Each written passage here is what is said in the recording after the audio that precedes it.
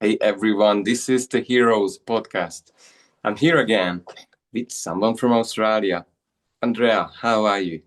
I'm good, thank you. I'm looking forward to our conversation. Absolutely. I'm still impressed that we are able to connect with people around the world. I'm in Europe, you're on another continent. So before we start, I just wanted everyone to know who we are meeting here today. Andrea Putting is a speaker, an author, and a host of Chocolate and Coffee Break, which I experienced. A compassionate proposition, a conversation show that brings people together to share stories and build understanding across differences. Known as the compassion curator, she invites people to sit down over chocolate and coffee and rediscover the power of listening. Her work focuses on belonging, compassion, and creating communities where everyone can feel seen, heard, and valued.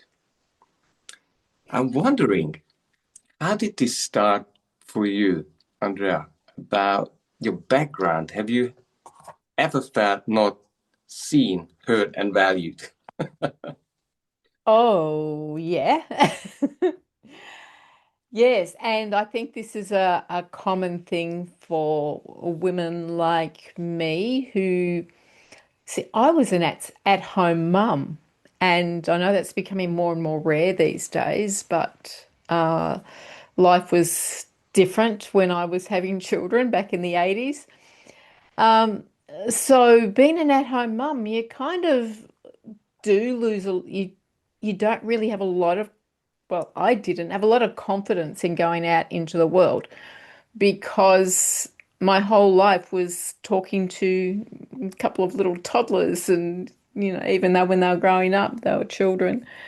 But so having to find yourself and kind of put yourself out into the world becomes a really interesting thing for us to have to then confront at some stage because, the kids grow up. I can absolutely hear you, and I've seen a lot of wonderful women losing themselves and losing their shine. And we have this issue around Europe that actually you could stay for years with your children and then just one more month, just one more year, and then they're very disconnected from Yes. their career, their previous communities. How did you feel? How was this a problem for you? Oh, well, for me, I had children quite young. I was in my early 20s. So I'd never really developed that career. And then when my firstborn was 3 months old, we moved 800 kilometers away from home. So I was completely disconnected from everything and I had to create a new life. And all I had was, I was at home with a child all the time. So that was a real struggle because I was also very shy. And as a young woman who was 21, so 21, yes, I was. And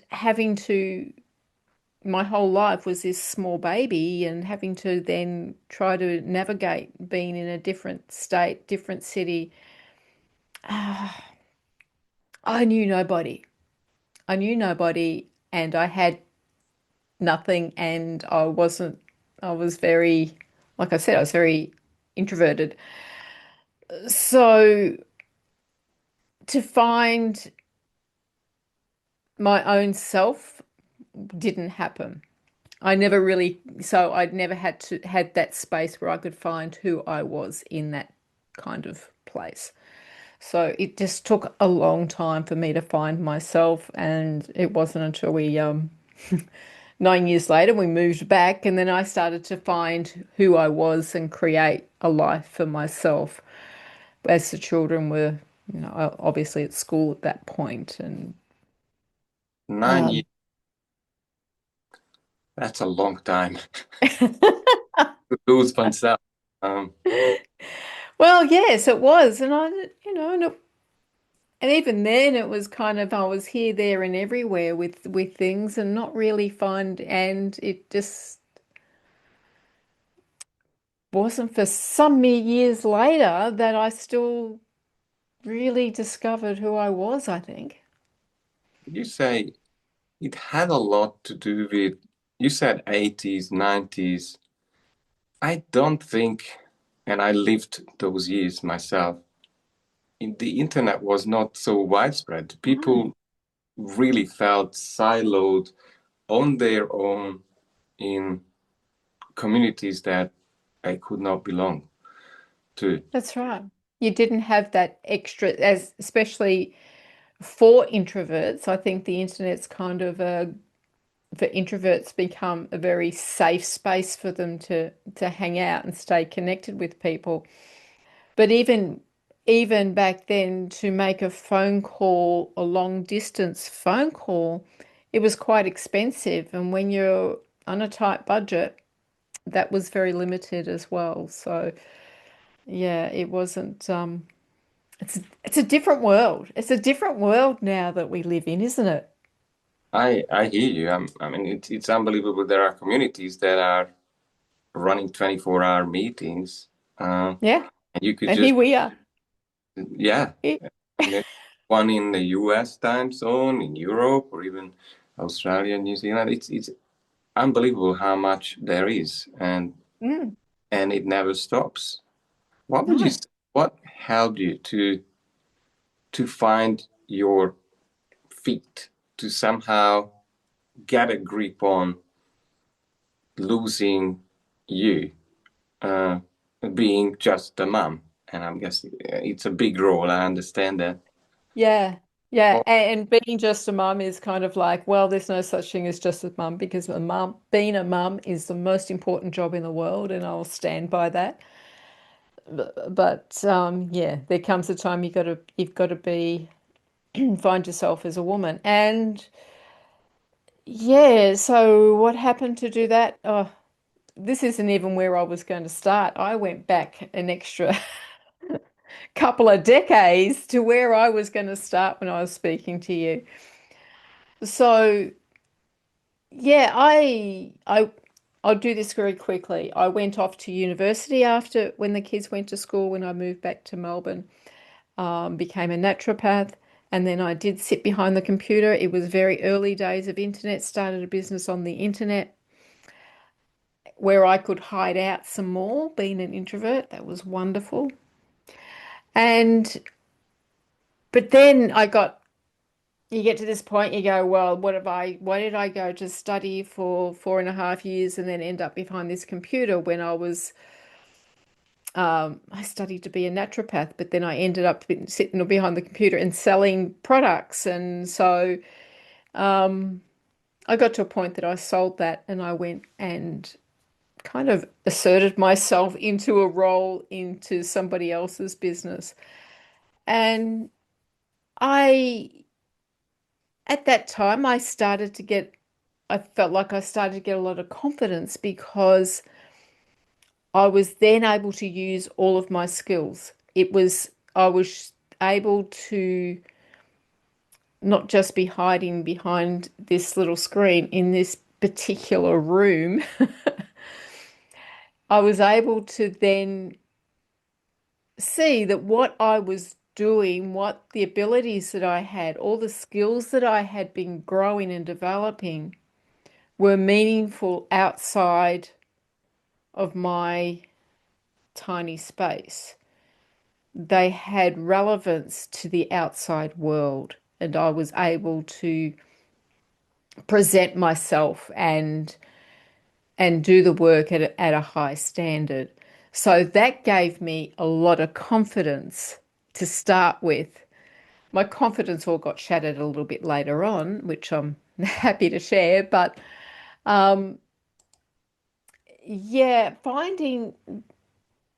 so I think actually being able to, well, to be seen and heard in your environment, go, yes, you are contributing something. makes a big difference. We all need to feel like we are contributing to the world in some way.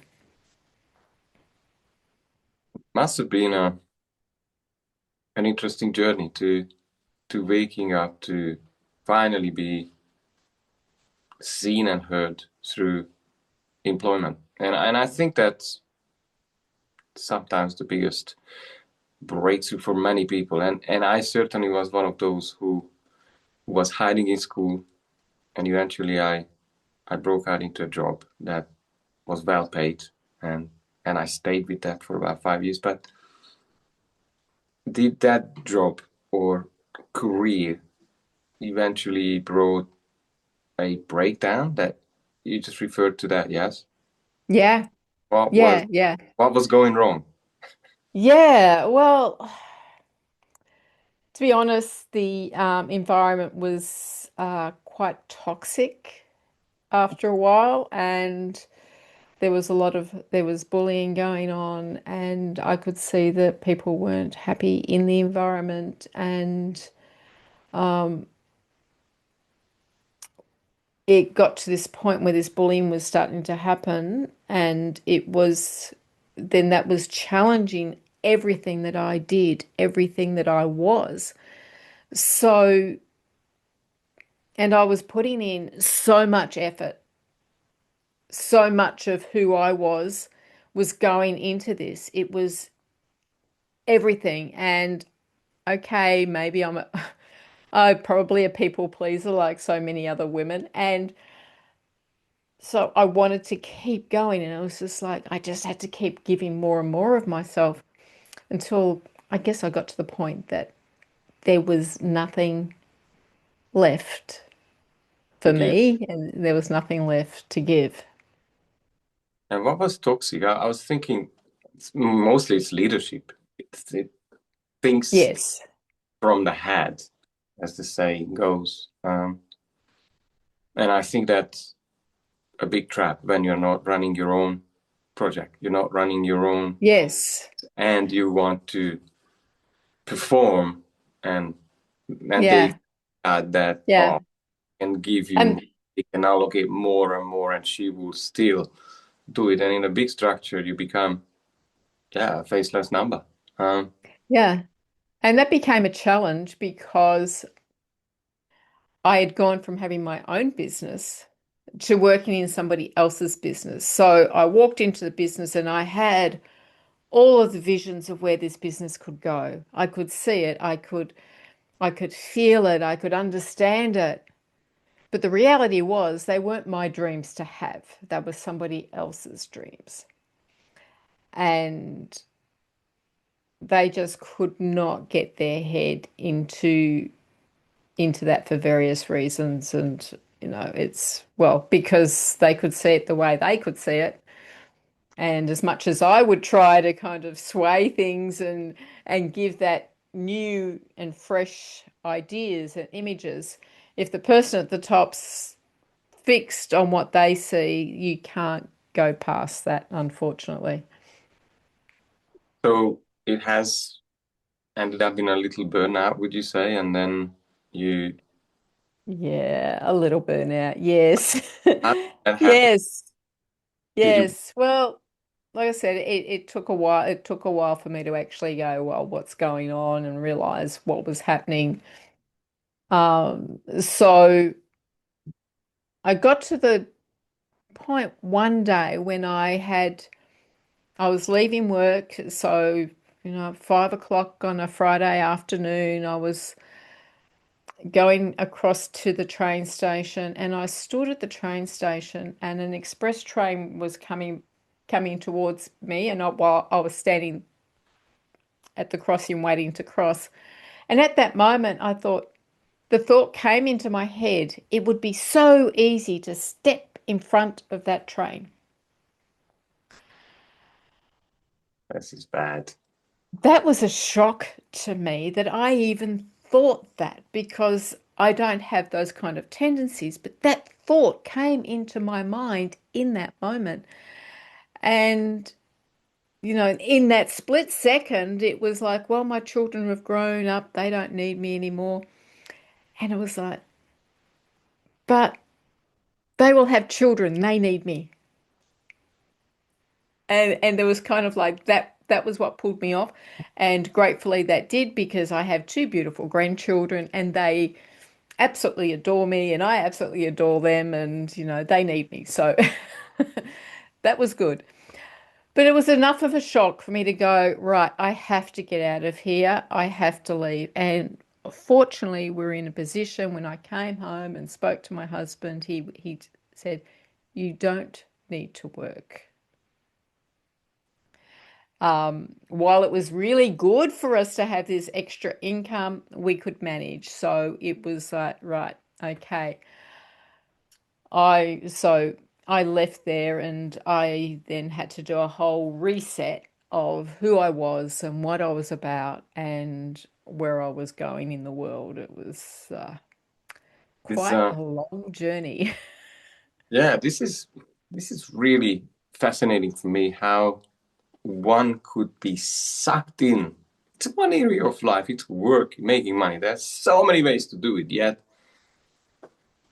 Yet, how long did it take for you to put up with this, trying to get through to change things and really make a difference through your work? Was it a long struggle, months or years, or Well, I was only there for a total of 3 years, which in that business yeah? was a long time.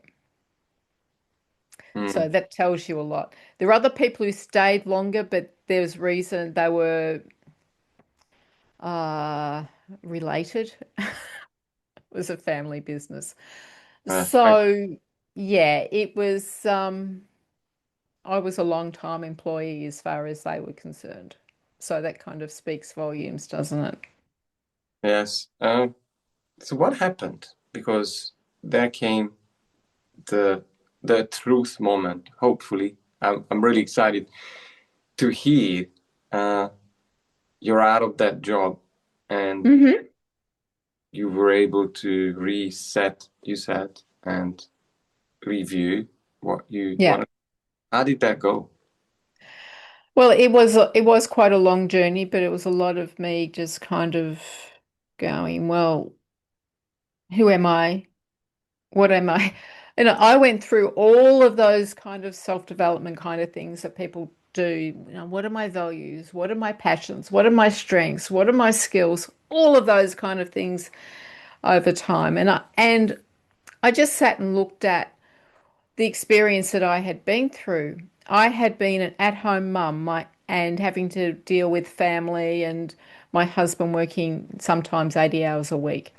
I'd become a business owner and I'd lost interest in that. I'd lost my passion. And then I had worked for somebody else and all of the stuff, and seeing that nobody was happy in the workplace, that people were just going along and they're kind of, and I thought, well, what is the cause of this? What is the problem? Why is this happening? We should be happy going to work. There should be joy. There should be excitement. Why isn't there any of that? And so I was kind of going on this mental kind of crazy point in my life where I was trying to fit all this together and okay, I'm a naturopath. I want to go to the cause and I want to heal the problem.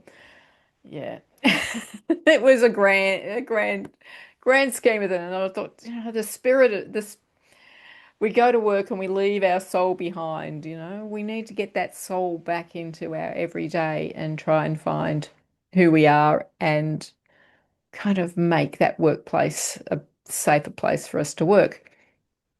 That's That was my goal. That was my goal.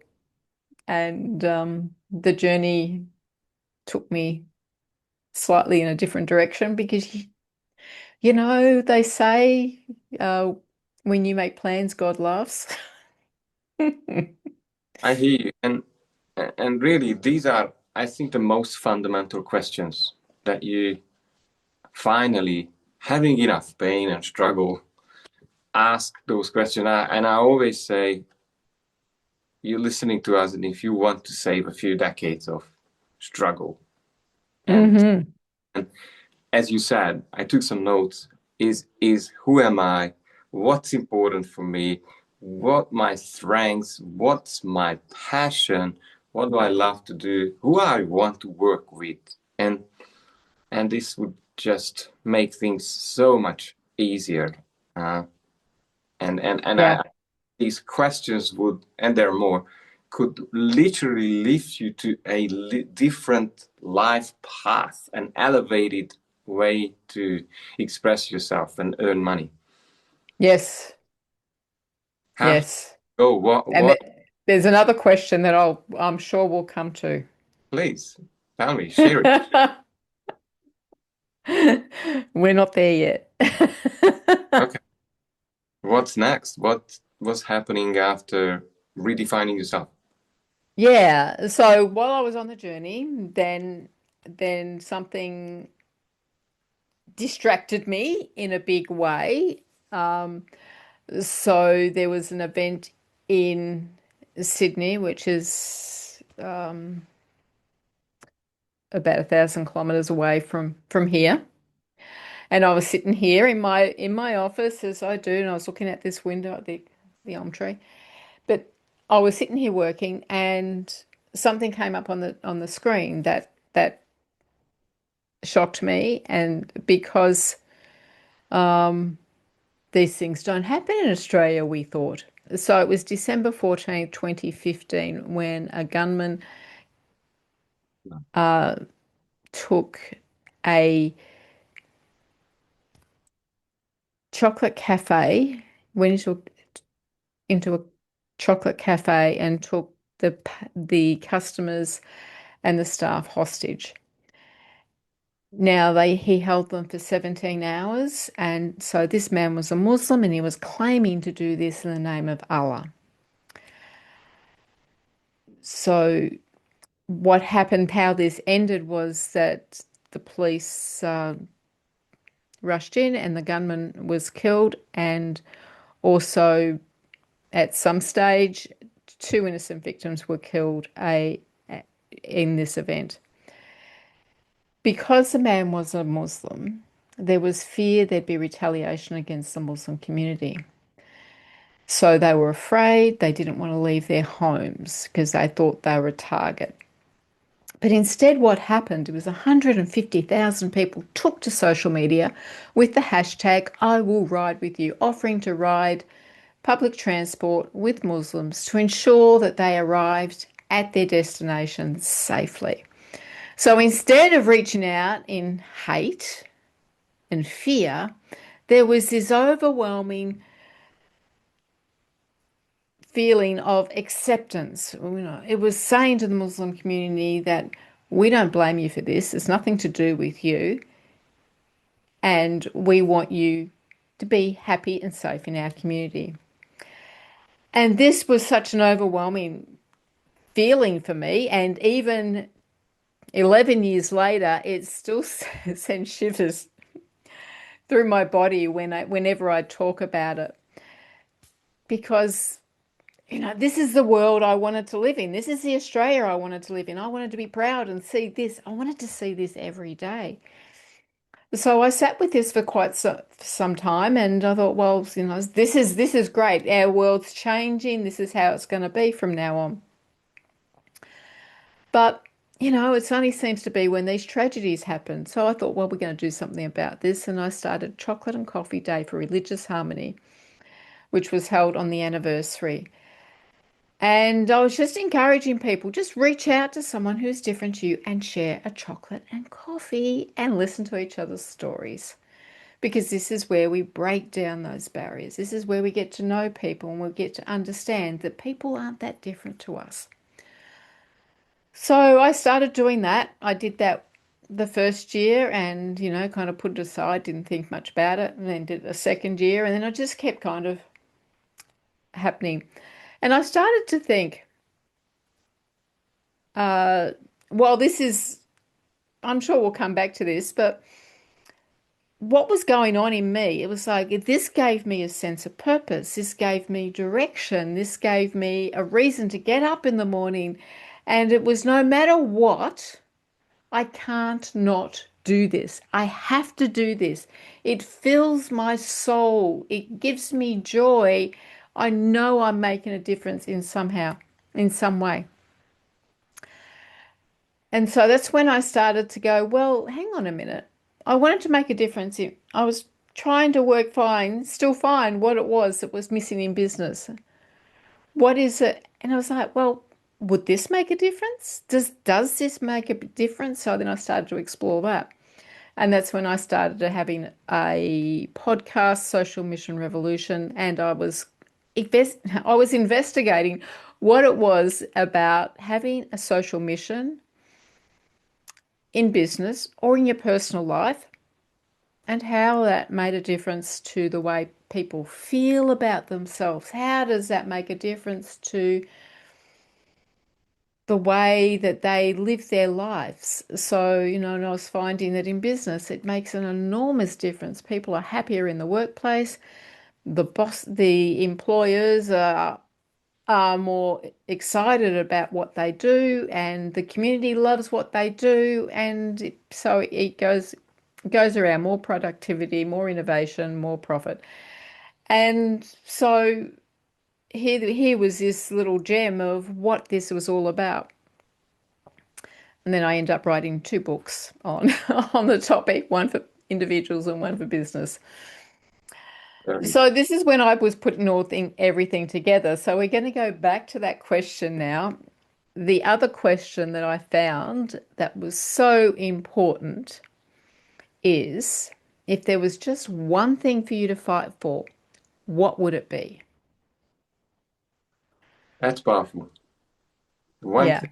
thing, and why it was really resonating what you shared. I used to that I lived in Sydney and I was struggling to make ends meet for two children, toddlers, Yes. as an immigrant. It was a hard time for us, and that was a shocking event for us too. And I worked with Muslims at the time, driving, yeah, long trucks in Sydney, uh, and it was questioning uh, my own, um, yeah, beliefs about whether living together would it work. Is this experiment works at all? And I believe what was scary, I remember there was a lot of aftermath of who did Mm. what and who is allowed to shoot and why to shoot and a whole lot of procedures, how the police handles these cases. Yet it's astounding to see that that one shocking event has launched the new phase of your life. And Yes. Yes. So now that's everything in my life. absolutely, I do hear that because after 2 years after 2017, figured myself out. And yes, my life had to crash. It was not an outside event; it was an inside event. Almost losing my marriage uh, and almost divorcing. So what? How has this evolved? Because now you have a few years behind you. I understand you help leadership. You make workplaces safer. You're helping people to connect and share and enjoy diversity. Who are you helping these days? Who am I helping? Ooh. That's always the $1 million question, which I wish I could answer. Then I might have $1 million. But yeah, so who I'm helping is the everyday person, I think, is helping people to see that they can make a difference. So I said, I've written a couple of books. That one in particular, Compassionate Purpose, is the one where people can find who they are and to make that difference in their world. So that's kind of one thing is those people, they feel like they've done everything So, for example, my husband's just retired and it's like, well, what do I do now? It's like, well, read my book and find that purpose in your life. Find what it is that drives you that you're going to just enjoy and that's going to make a lot of difference in your life while you're making a difference in somebody else's life. So, there's that element. But chocolate and coffee breaks is something completely different. It's not, it's relevant, it's related, but that's about helping communities to connect. So helping people who feel disconnected in some way, helping them to overcome their prejudices that are living in a community, helping people to reconnect with each other. So reconnect with people who they didn't think, no, they didn't think that they could connect with. And it's a really important thing in this time because we know that the world's a little bit crazy at the moment and we have a lot of that kind of negativity happening and prejudice happening, which we can well and truly do without. So we need to have, and everyone, there is a lot of shouting going on, a lot of the kind of hate talk, and then there's a lot of people who are shouting against that hate talk, but no one's giving the real solutions. And I'm not saying, well, they're saying we can't do this. And it's like, well, yes, but what do we do? We can have a chocolate and a coffee. Like, I know it sounds simplistic. It sounds so simplistic, but it's so powerful. what would you say if someone is struggling out there, and probably there are in the millions, Yes. not finding passion, struggling to go to work, job that Mm-hmm. pays the bills, and somehow sensing there is more. What Yeah. are, what are the few things they could do now? So if they're in a job and they're safe in their job, very important on all levels, maybe they like what they're doing, but they just kind of lost their passion. And then it's finding that what is it that you're doing that's contributing. So it's even better if a business if a workplace can look at it and go, well, how do we do this? And how do we improve it and start to look together at how they can contribute outside of the workplace. People need to know that they're doing something else more than making money for the business. They need to feel that they're doing, um,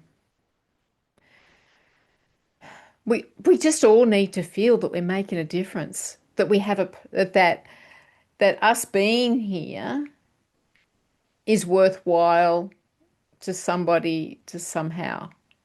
It's just something that's inbuilt within us. We can't just be going to work and earning money. It's just, it becomes empty. And I've got stories in both my books about billionaires who have got to that point, who have just pretty much wanted to commit suicide because they felt like they had nothing left to do to achieve in their lives.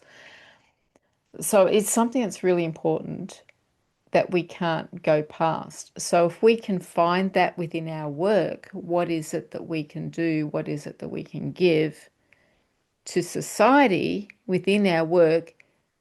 That makes a big difference. But Yeah, it's not always possible. So then it's looking at what can I do as an individual beyond the workplace. Now, I know that a lot of people are working very hard. They work very long hours and they come home and they're extremely tired. I get it. I understand that completely. And that's where we've got to start looking at, well, what is it that I can do that makes a difference? Is it something simple in my everyday? Is it being kind to people on the street? Whatever it is, there is always something that you can do. And absolutely. it's just recognizing that if you can find it within your workplace, that's going to help you to do that. And sometimes it's just changing your attitude on, okay, what do I do? What is it that I'm doing that makes that difference? Who am I making a difference for? And sometimes it's just listening to a podcast called Chocolate and Coffee Break. Why not? Yes, To get some ideas absolutely. from people who've been through it. Um, Mm.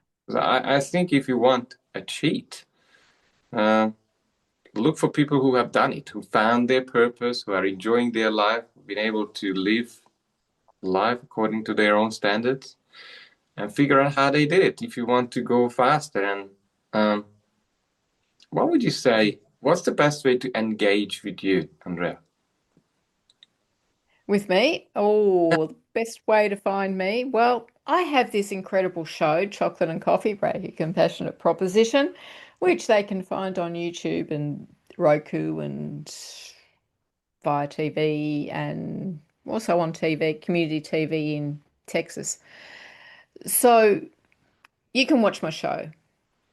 Apart from that, look, my name is, I'm the only one in the world. Just Google me. You'll find me, websites, LinkedIn. I'm easy to find. So, Well, we have all the links under this recording, of course. Uh, what else would you share that I haven't probed and asked today? That's so important for you to tell the people now. the most important thing that I always like to share is that whoever you are, wherever you are, whatever your circumstances is, that you can make a difference. And it can be just in touching one person's life. If you make a difference to one person, you have changed the world. You've changed it for them, you've changed it for yourself. And there's this ripple out that happens.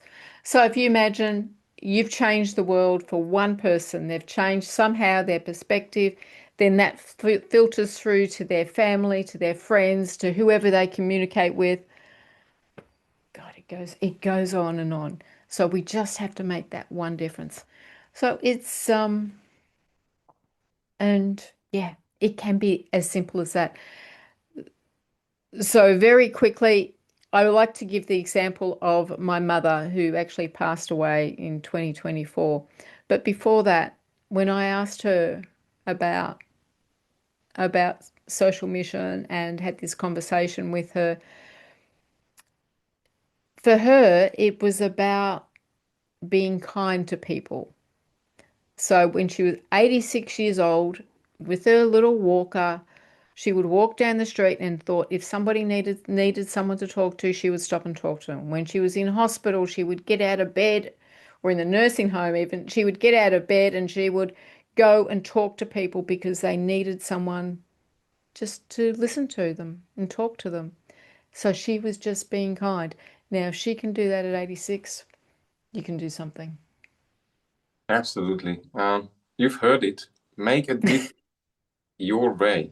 Um, thank you very much for your time. It's been a pleasure. It was eye-opening to hear your story and how you changed the world. I hope to see you soon. Yes, we will. Absolutely. Take care and keep shining. Keep sharing these wonderful conversations because I believe they will wake people up who need that extra awareness, understanding to launch themselves into their new life, meaning, purpose, and joy. Thank you very much. Thank you.